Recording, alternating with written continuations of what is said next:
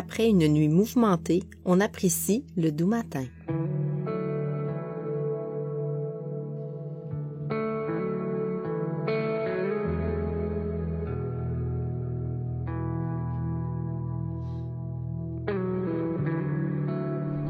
Aujourd'hui, malgré une navigation de juste 20 000 nautiques, une grosse journée devant nous.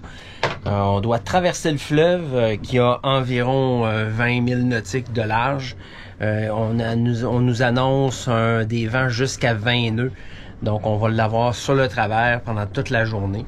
Bonne nouvelle, c'est qu'on devrait se contenter d'avoir une seule allure toute la journée ou à peu près. Mais on va l'avoir sur le côté, ça sera pas confortable. J'espère juste que ça va être du bon bord pour qu'on puisse aller à la Poulaine. Non. Oui. On va l'avoir sur le côté bâbord. On va pencher comme ça. Ah ouais. Dans ma tête, on s'en allait par là, on était correct. Ça va par là. Oui, je sais. Oh non. Va peut-être falloir que tu te mettes nez au vent quand je vais avoir envie de pipi. Donc, on prend notre courage à 4 mains. Puis, on se prépare. Ouais, go! Go!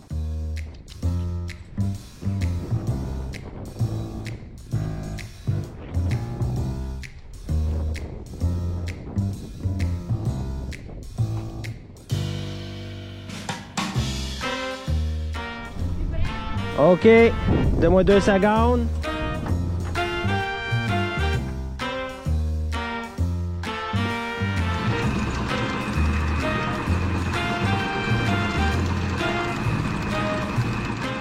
On aime toujours notre gain d'eau électrique pour l'ancre.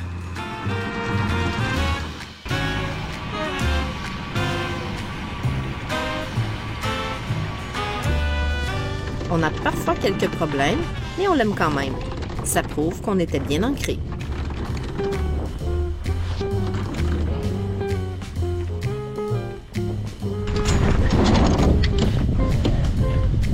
En fait, le problème est surtout lorsque l'ancre a bien mordu. Il semble manquer de puissance pour le faire démordre, ce qui fait qu'il tourne dans le vide. Le capitaine doit alors sortir ses muscles. OK, l'ancre est enlevée. Et il finit toujours par la sortir de l'eau.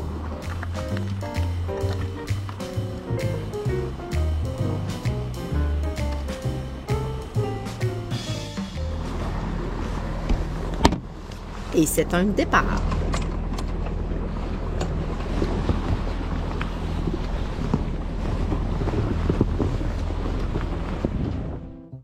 On part de l'Anse à l'Orignal dans le parc du Bic pour traverser le fleuve large de 20 000 nautiques et atteindre Portneuf-sur-Mer et son banc de sable. On a eu l'idée d'aller à Portneuf-sur-Mer après notre échouage à Saint-Jean-Port-Joli l'été dernier. Souvenez-vous, c'est l'équipage de Vent de mer qui nous avait parlé de cette destination, s'y étant eux-mêmes échoués quelques jours auparavant. On avait le goût de relever le défi.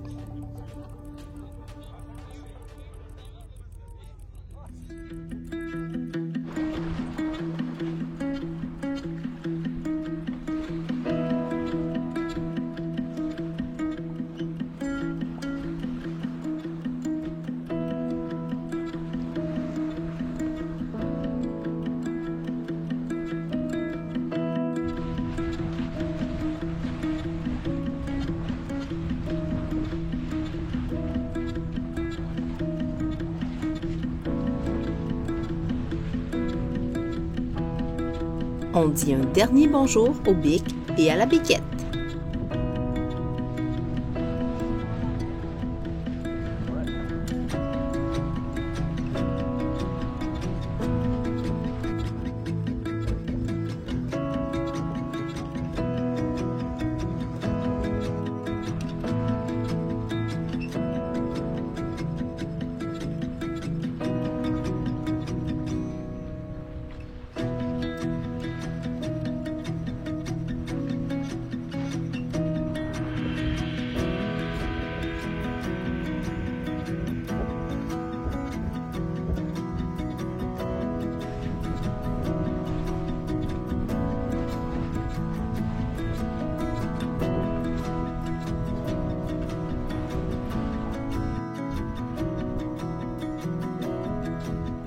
L'immensité du fleuve nous appelle au loin. On l'entend. Ce sera pour bientôt.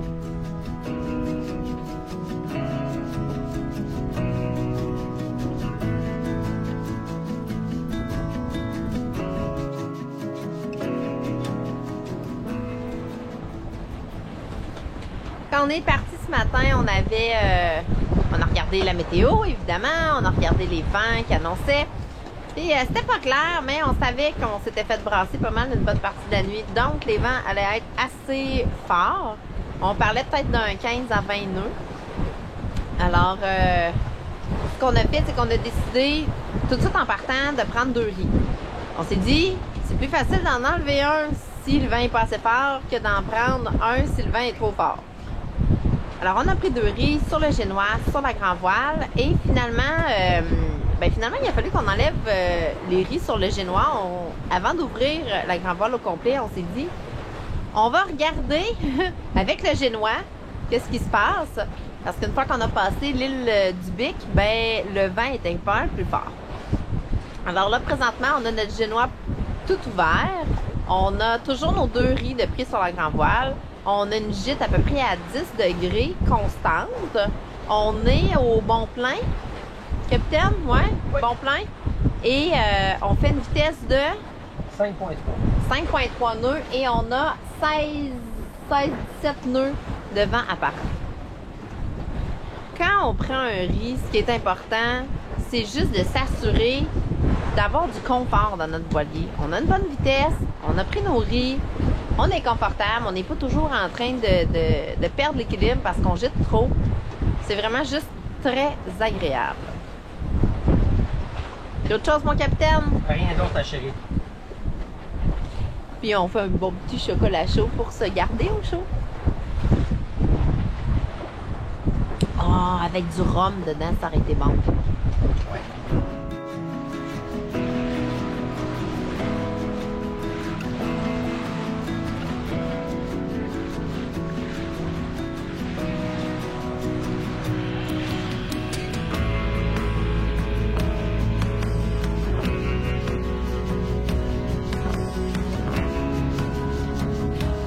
Si on veut avoir de belles images à vous montrer, il faut filmer souvent et parfois dans de drôles de positions.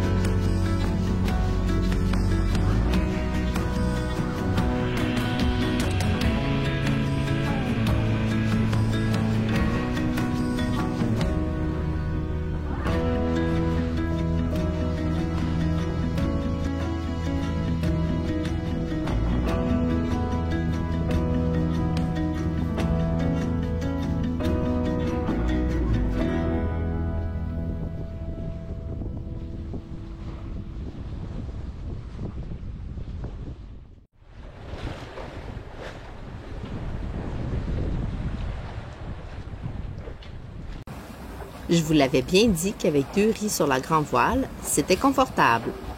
10 degrés, l'angle parfait pour faire la sieste.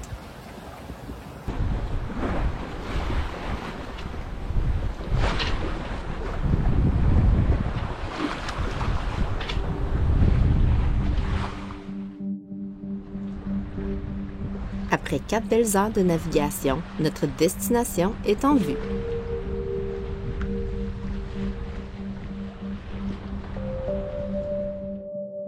La marina est située derrière un banc de sable.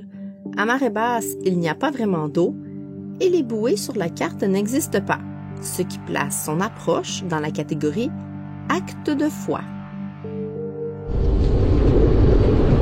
On est en train de faire notre approche vers la marina de Sainte-Anne-de-Portneuf.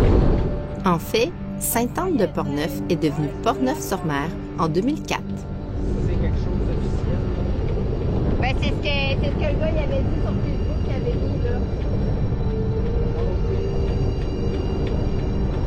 Ça devrait correspondre à ta coordonnée. Effectivement, ça devrait correspondre à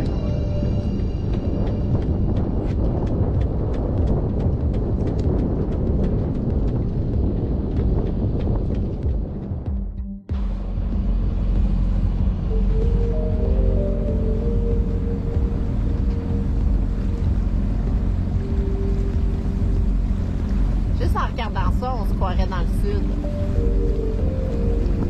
C'est juste que nous, on est habillés quasiment en hiver, là.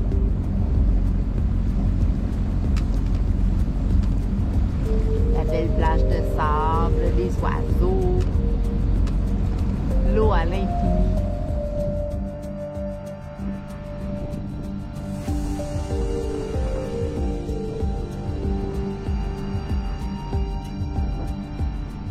Merci aux gens de la place d'avoir partagé sur les réseaux sociaux les coordonnées GPS récentes de la route à suivre pour se rendre à la marina sans embûche. Même si on a eu moins de 1 pied sous la quille par moment.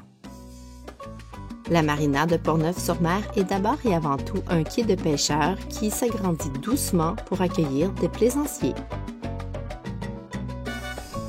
Oh, la Guerta, ça nous dit quelque chose.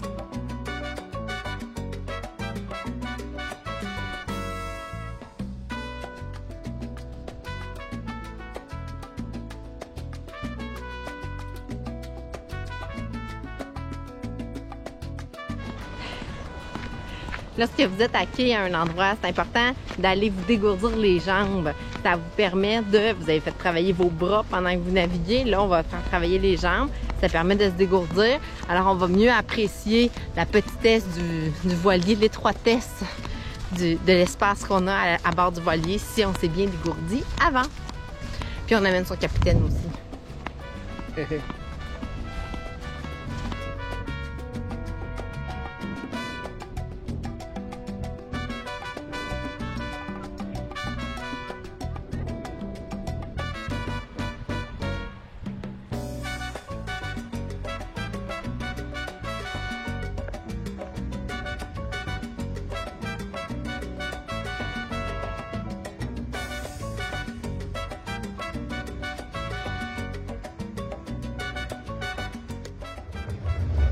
Bon, à part que c'est frigorifique.